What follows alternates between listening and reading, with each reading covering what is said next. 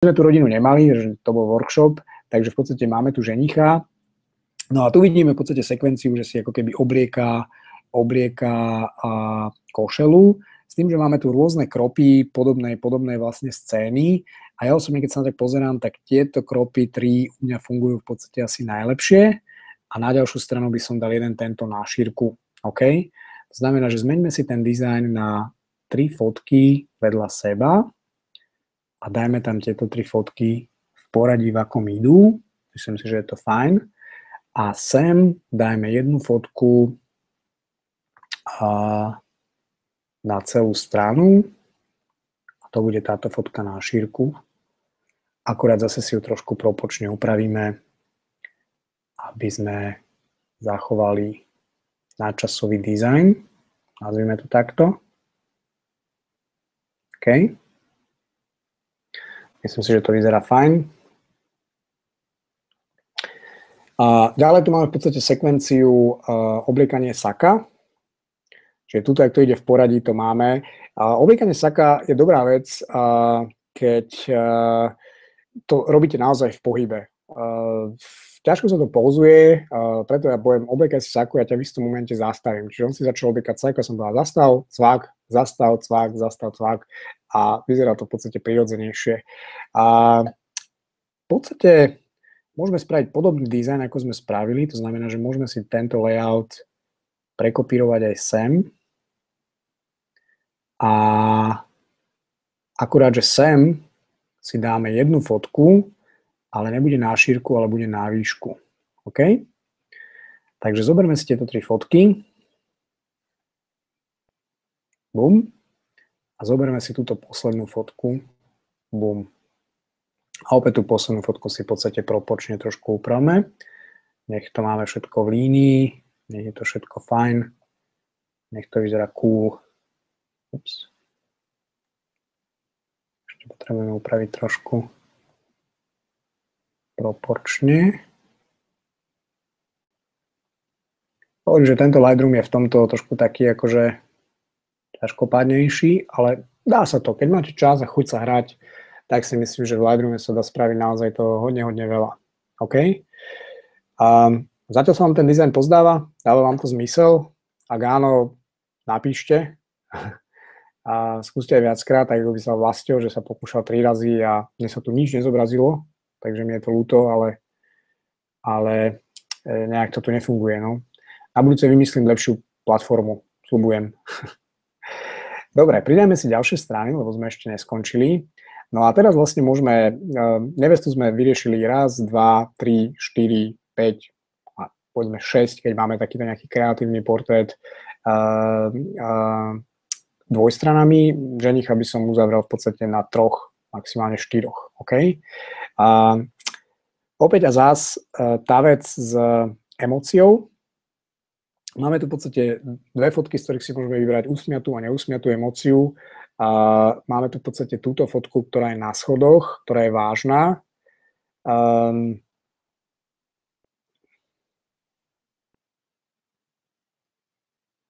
Fakt je ten, že asi by som skombinoval tieto 2 fotky vedľa seba. Čiže dajme tu, čo je na výšku, dajme ju sem, tak ako to máme, a dajme tu, čo je na šírku, dajme ju na šírku, vyberme si taký layout, ktorý je plus minus zarovno a dajme ju sem. V dizajne v podstate funguje to, že keď si otvoríte časopis, tak pohľad vám padne vždy na pravú stranu ako prvé. Okay? No a to isté platí vlastne v tomto dizajne. To znamená, že keď chcem, aby si divák všimol to, čo si všimne prirodzene ako prvé, tak takú údernejšiu fotku alebo taký väčší detail alebo proste niekde, kde je nejaká lepšia emócia, zvyknem dávať najprv na pravú stranu. Okay? Čiže pravidlo väčšiu fotku na pravú stranu, menšiu fotku na ľavú stranu. Samozrejme, nie je to ortodoxné, treba sa to držať presne, ale z pohľadu dizajnu to akože funguje vždycky skoro lepšie, ako keď to spravíte naopak. OK?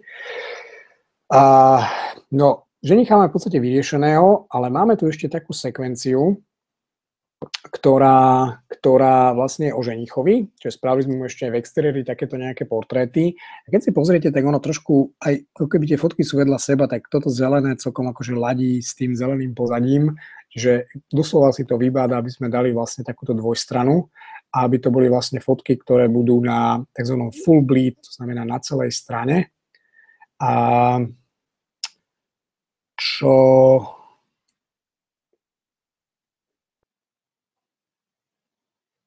by mala byť niekde nejaká možnosť. Áno. Čiže to isté si vyberme aj sem. A skúsme týmto vlastne povedať divákovi, ktorý si túto knihu bude listovať, že priprav sa na nejakú zmenu proste, pretože je tu iná farba a je tu iná scéna, iná situácia a tak ďalej. OK?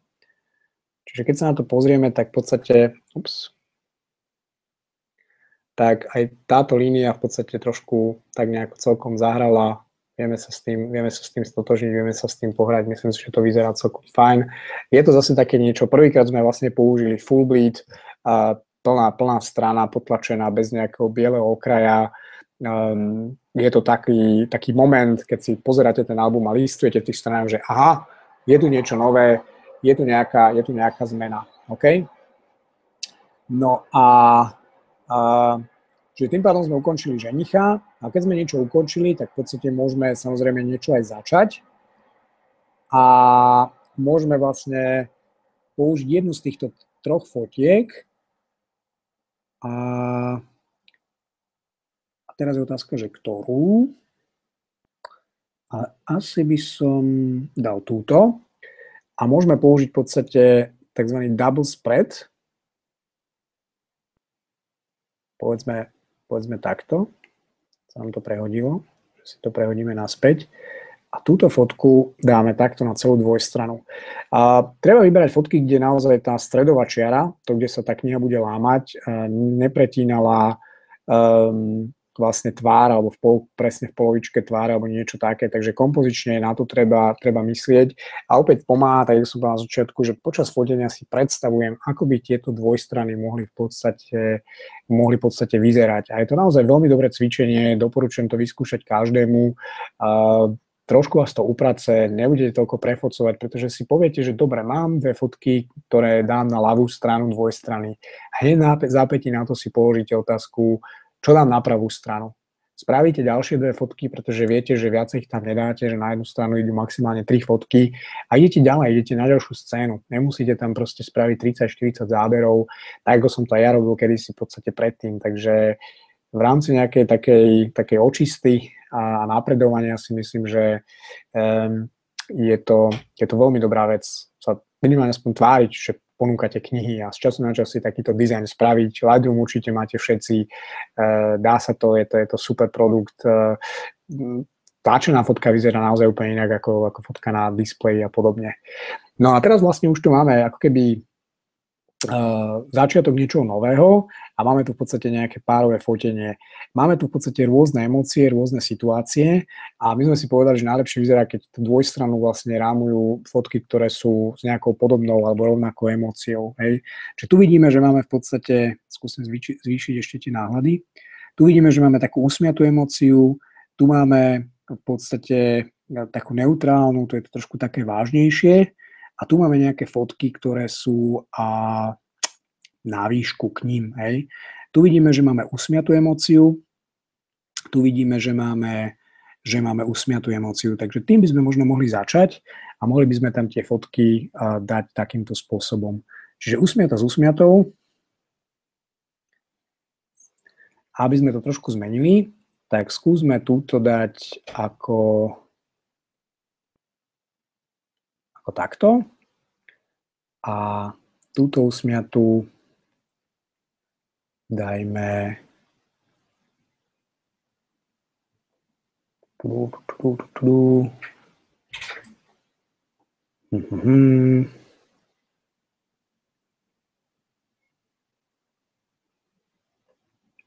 skúsme toto. A skúsme si upraviť takže túto stranu. Trošku zväčším. posunieme sem. A túto ešte dorovnajme.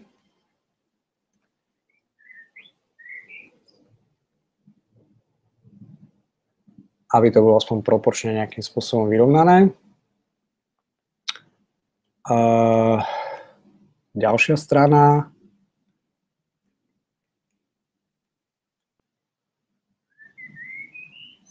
Môžeme použiť zase vážnejšiu emóciu.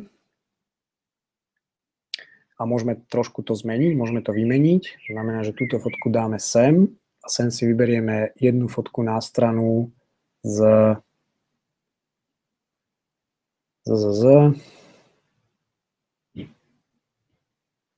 ktorý to bol design.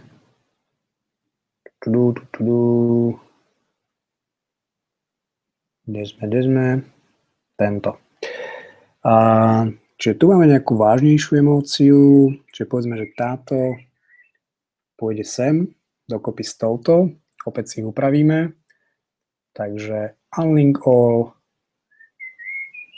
stiahneme to po tento okraj, aby sme mali aspoň nejakú vizuálnu referenciu a túto od oka trošku tráfime tak, aby sme boli plus minus v okrajoch rovnako.